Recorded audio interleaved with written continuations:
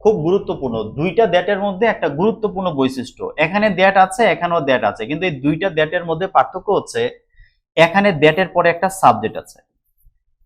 যখন আপনারা দেখবেন যে দ্যাটের পরে সাবজেক্ট আছে তখন এই পাশে একটি ক্লজ বা একটি সেন্টেন্স আছে, আবার দ্যাটের আগে আরেকটি ক্লজ বা আরেকটি সেন্টেন্স আছে।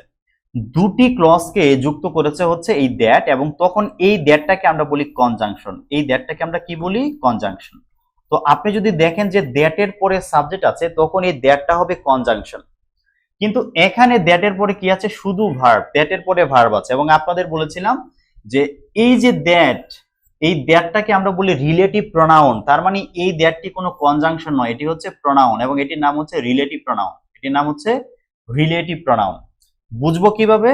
দ্যাটের পরেই ভার্ব থাকবে, এবং এই ভার্বটা এই যে সামনের যে নাউন আছে বার্ড, দেখেন বার্ড অনুযায়ী বসছে। যদি এখানে বার্ড না থেকে যদি বার্ডস হতো, অর্থাৎ যদি প্লুরাল থাকতো, তাহলে কিন্তু এখানে ওয়াজ না হয়ে সেখানে কি হয়ে যেত? এখানে কিন্তু ওয়ার হয়ে যেত।